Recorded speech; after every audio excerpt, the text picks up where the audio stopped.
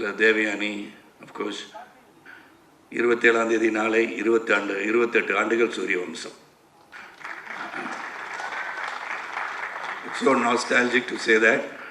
நான் 28 வருஷம் ஒரு படம் வந்து கொண்டாடப்படுகிறப்பாங்க. யோகி பாபு டைலாக்ல இந்த படத்தை இதை பார்க்கும்போது சூரிய வம்சத்தை பார்த்த மாதிரியே இருக்குன்னு சொல்லும் போது இட்ஸ் ஸ்டில் ரெலவெண்ட்ன்றது வந்து ரொம்ப முக்கியம்.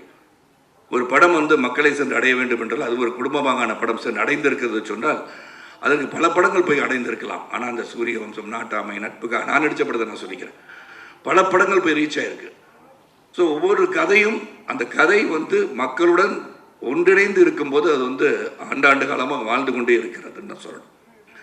அந்த விதத்தில் ஸ்ரீ கணேஷ் வந்து அந்த கதை சொல்லும் போது ஃபஸ்ட்டு எனக்கு நிறையா கேள்விகள்லாம் இருந்தது.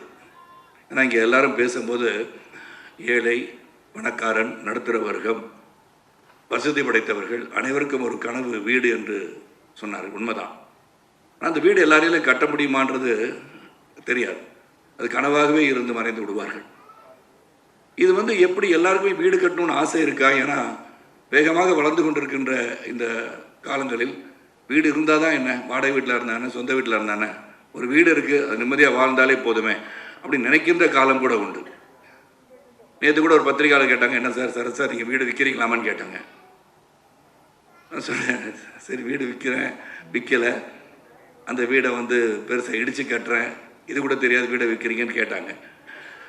வீட்டில் வந்து ஒரு சென்டிமெண்ட் அட்டாச் பண்ணி இங்கே வந்து சொல்லியிருக்காங்க எல்லாரும். Of course when you build a home, அது முதல் முறையாக உழைத்து சம்பாதித்து கட்டுகின்ற இல்லத்தை உண்மையாக பெருமையாக பார்க்க வேண்டிய சூழல் தான் அனைவருக்கும் இருக்கணுன்றதுல வந்து எந்த ஒரு கருத்து வேறுபாடு கிடையாது. செய்திகளை உடனுக்குடன் தெரிந்து கொள்ள உடனே சப்ஸ்கிரைப் பண்ணுங்க.